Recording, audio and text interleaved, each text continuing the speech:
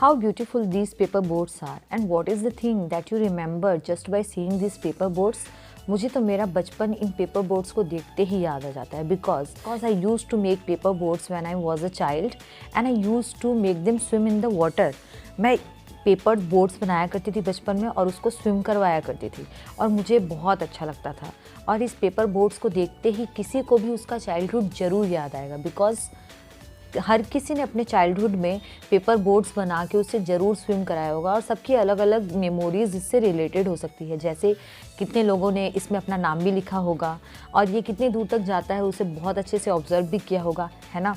तो आज हम पढ़ने वाले हैं paper boats poem written by Rabindranath Tagore. ये है हमारे रविंद्रनाथ टैगोर जो कि वेस्ट बंगाल से ही बिलोंग करते हैं and he is such a legend man. He is a poet, he was a artist, he was a musician. इनमें इतनी सारी क्वालिटीज़ हैं, इनके बारे में जितना भी बोला जाए वो सारा कम ही पड़ेगा। So let us take a brief description about Rabindranath Tagore. Rabindranath Tagore of course ये बिलोंग करते थे वेस्ट बंगाल से। He is a proud for us. He was born in 7 May 1861 and died in 7 August 1941. इनको सब गुरुदेव के नाम से भी जानते थे। It means that nickname of Rabindranath Tagore was Gurudev. He was a Bengali sage, a poet, musician and artist. वो एक आर्टिस्ट भी थे, कलाकार भी थे, बंगाली सेज भी थे। सेज मीन्स जो कि अच्छे से प्रिस्ट वगैरह करते हैं, जो स्पीच वगैरह देते हैं उनको सेज भी बोला जाता है। एक पोइट भी थे वो और म्यूजिशियन भी थे। मैंने बताया ना, इनमें बहुत सारी क्वालिटीज़ है। Author of the profoundly sensitive, fresh and beautiful words of Gitanjali. इन्होंने एक कलेक्शन ऑफ पोएम्स लिखा था जिसका नाम है गीतांजलि। वो क्या है, बहुत सेंसिटिव। इट मीन्स दैट जब भी कोई उसे पढ़े तो वो अपनी लाइफ से रिलेट हो जाता है। इट मीन्स दैट सेंसिटिव हो जाता है। तो ये बहुत अच्छा इन्होंने एक वर्ड्स लिखा है जिस वर्ड्स का नाम है गीतांजलि। और इस कलेक्शन में आपको बहुत ब्यूटीफुल पोएम्स मिलेगी जो कि आपको रियली इमोशनल करके छोड़ देगी। And the most प्राउडी and interesting thing about Rabindranath Tagore is that कि वो पहले नॉन यूरोपियन थे। Non European it means that Europe के नहीं थे, बट उन्होंने Nobel prize in literature achieve किया था जो कि 1913 में अचीव किया था। इट मीन्स दैट वो नॉन यूरोपियन होकर भी Nobel prize in literature achieve किए 1913 में। It is a very big thing for an Indian. तो चलिए हम जल्दी से शुरू करते हैं इनकी पोएम पेपर बोट्स, जो कि हमें हमारे बचपन में एक बार वापस से लेके जाएगी। And before starting the poem let me describe this poem a little bit that इस पोएम में हमें एक बच्चे की साइकोलॉजी पता चलेगा, दैट एक बच्चा किस तरीके से सोचता है, उसके माइंड में क्या क्या चलता है। It is not like that वो एक पेपर बोट बनाया और छोड़ दिया जस्ट फॉर एंटरटेनमेंट। उसके दिमाग में और भी बहुत सारी बातें आती हैं। तो वो क्या बातें हैं, एक बच्चा किस तरीके से सोचता है and what is his thought and emotions related and attached to that paper boat, we will go through the poem and we will try to understand all these emotions and everything about it. But even before starting the poem, just listen one thing, don't forget to subscribe my channel. मेरे channel का नाम है study table and my name is Aarti Sharma. And आपको इस channel पे मिलेंगे class 7, class 4 के बहुत सारे वीडियोस, चैप्टर से रिलेटेड, पोएम से रिलेटेड। And even if you request और टोल्ड मी दैट मैम मैं ये चैप्टर पढ़ना चाहता हूँ, then I will of course make video on that chapter. So please subscribe my channel and keep watching study table. Day by day I float my paper boats one by one down the running streams. पहली line में वो बच्चा बोलता है कि day by day it means that रोज़। I float my paper boats one by one down the running streams.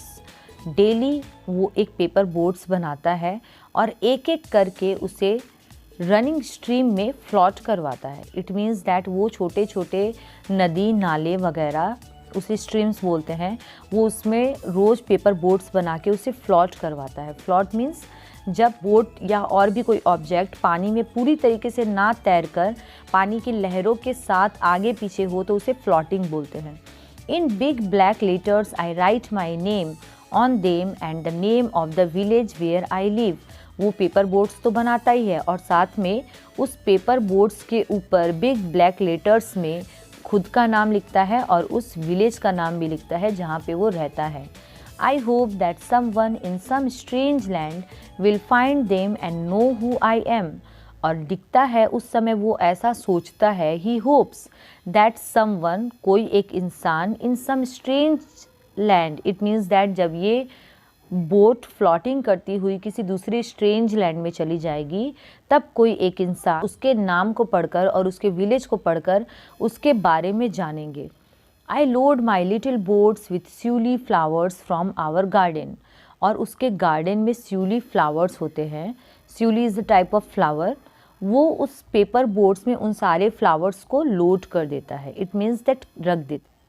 Boat अच्छे से फ्लॉट करती हुई किसी दूसरी स्ट्रेंज लैंड में जाएगी, तब ये जो फ्लावर्स है ये भी सेफली उस लैंड तक पहुंच जाएंगे in the night. So what we read in first 4 lines of the poem, हम लोगों ने पढ़ा कि एक बच्चा रोज़ नाव बनाता है और रोज़ उस पेपर बोट्स को पानी में फ्लॉट करवाता है, एंड विद दैट वो अपना नाम भी लिखता है ब्लैक लेटर्स में, खुद का और अपने विलेज का नाम, और ऐसा होप करता है, ऐसा सोचता है कि किसी जब ये बोट फ्लॉट करते हुए किसी स्ट्रेंज लैंड में जाएगी, तब उसका नाम पढ़कर और उसके विलेज का नाम पढ़कर लोग उसके बारे में जानेंगे। और वो साथ में उस बोट में कुछ स्यूली फ्लावर्स भी लोड कर देता है, और ऐसा सोचता है कि जब रात आएगी तो फ्लॉटिंग करते करते रात के टाइम में ये फ्लावर्स भी अच्छे से ब्लूम हो जाएंगे और किसी स्ट्रेंज लैंड में सेफली पहुंच जाएंगे। Then what the rest lines are saying, we will understand this by reading the poem. Next lines are dictating, I launch my paper boats and look up into the sky. मैं अपने paper boat को launch करता हूँ, it means that पानी में उतारता हूँ floating के लिए, and look up into the sky, और स्काई में देखता हूँ, and see the little clouds, और देखने पर मुझे क्या मिलता है, मिलते हैं little clouds setting thee white bulging sails. Thee is actually a old poetic fashion term, ये पहले के टाइम में पोइट्रीज में यूज़ होते थे, एंड दी मीन्स यू। जब वो अपने बोट को लॉन्च करता है पानी में और स्काई की तरफ देखता है, तो वो देखता है कि वहाँ पर लिटिल क्लाउड्स है जो बहुत बल्ज है।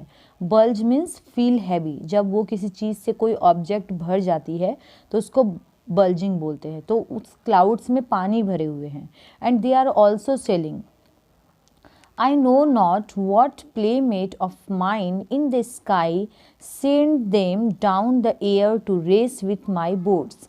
अब यहाँ पर completely इस चिल्ड्रन की इमेजिनेशन काम करती है।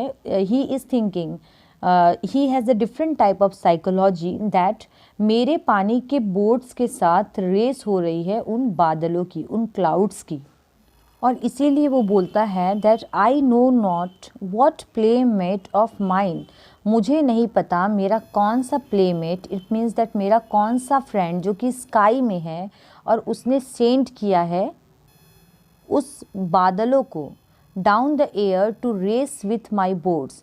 It means that he is saying that there is someone in the sky, one of my friend is on the sky and he has sent, और उसने सेंड किया कुछ बादलों को मेरे बोट्स के साथ रेसिंग के लिए। जैसे जैसे मेरे बोट्स आगे फ्लॉट करते हुए चल रहे हैं, वैसे ही वो बादल भी आगे धीरे धीरे फ्लॉटिंग करते हुए स्काई में आगे बढ़ रहे। इट मीन्स दैट बोट्स की एंड उस बादलों की, क्लाउड्स की जो कि कम्प्लीटली बल्ज है विथ वाटर, उनकी रेसिंग हो रही है। When night comes, I bury my face in my arms and dreams that my paper boats float on and on under the midnight stars. Now the children is saying, जब रात आती है, when night comes, I bury my face in my arms. मैं अपने face को अपने arms में छिपा लेता हूँ। इट मीन्स दैट बरी करता हूँ। बरी मीन्स छुपा लेना, ऐसे अपने आर्म्स से अपने फेस को छिपाना। And dream that my paper boats float on and on under the midnight stars. And now he is saying that अपने फेस को अपने आर्म्स में छिपा के जब रात आती है तब मैं ऐसा सोचता हूँ, ऐसा ड्रीम करता हूँ कि मेरी बोट जो है वो मिडनाइट स्टार्स के नीचे रात के टाइम में आगे आगे आगे बढ़ती जा रही है। It is floating on and on and on under the midnight stars. Midnight stars means that the sky is full of stars and it is the time of midnight. The fairies of sleep are sailing in them.